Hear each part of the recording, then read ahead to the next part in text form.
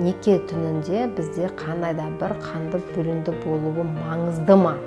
Бұл мына қынапқа кіре беріс жерінде. Алғашқы түні қыздық болуы маңызды. Бұл міндетті негізінде. Бірақ ол қалай алынуына байланысты. Біз қатты қорқатын болсақ, элементарынан тамырдың өзі қанды қанша тартсақ та шықпай қалады. Қорыққан кезде бізде қан ақпай қалуы бұл норма. Қыздық перденің түрі бар, 3 түрі бар.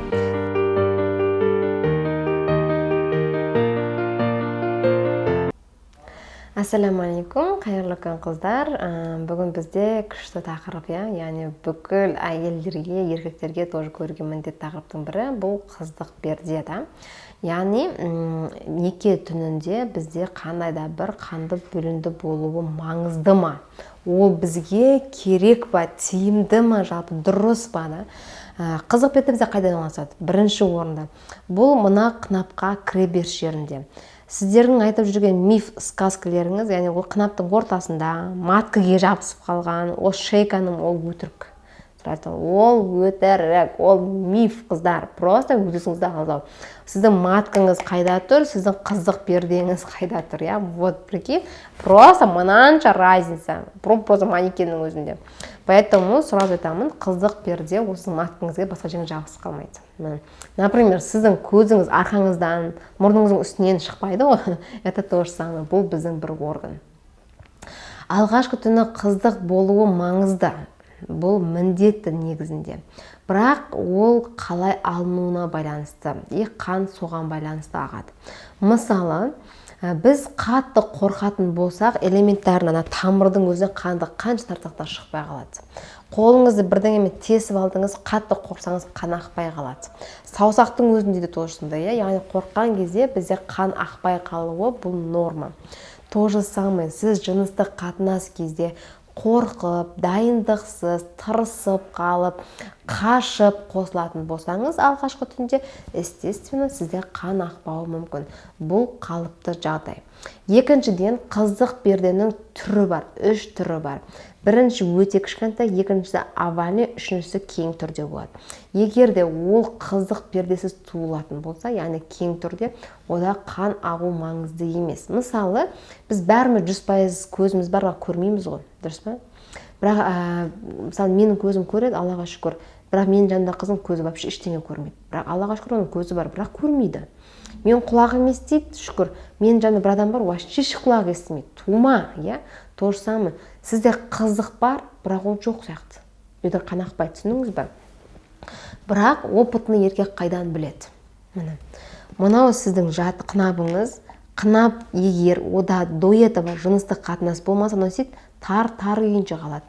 Мына жақта кірген кезде, мынау қыздық алынбаса да, мына жақта тар күйінде ол сезеді. Ер азамат бәленің бәрін біледі. Ал енді сізде қыздықты тіктіріп қойдыңыз, жыныс қатынасқа түсіп алып, қыздықты тіктіріп қойдыңыз. Қалай ойлайсыз, оны білмей қала ма? Жоқ, әрине оны біледі. Қалай? Ол кең ғой мына ішінің бәрі, сіз қызықтысыз, оны сыртын ғана тігіп берді, ал ішін тігіп берген жоқ. Сондықтан смотря қандай проблема сізде, не үшін қыздық сізде ақты, не үшін аққан жоқ, соған да байланысты. Ақпарат түсінікті ма? Енді осы қыздық пердеге қатты қарайды. Біріншіден, өтірікпен басталған отбасыны өтіріктің соңы бірақ тұтам. Ол бәрі бір күн айқын болады. Ұмыт кетпеңіз. Бір күні обязательно оны біледі. Екіншіден, сіз барлық адамды алдауыңыз мүмкін, бірақ Аллах тағаланы алдай алмайсыз. Үшіншіден, ол қызық перде на самом деле сіздің бақытты өмір, бақытты келешектегі ғұмырлы сәттеріңізді шешпейді. Ол екеуіңізге байланысты. Егер сіздер бір-бірлерін жақсы көрсеңіздер, лучше алдамай, шындықты айтып, бақытты ғұмыр кешкенге не жетсін.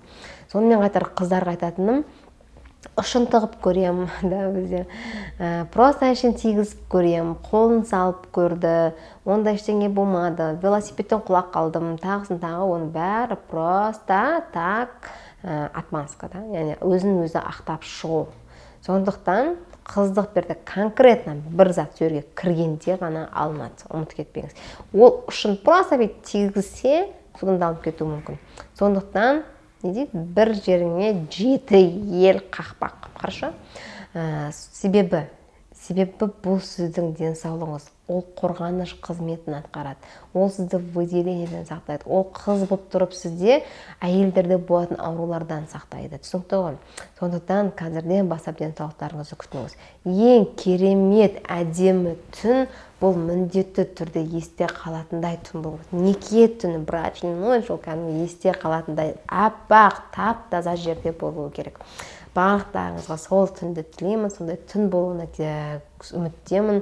Қыздар, өздеріңізді күтіңіздер.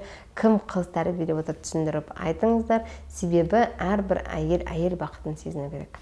Барлықтарыңызға үлкен рахмет. Сіздермен болған доктор Сейтжаппаровна.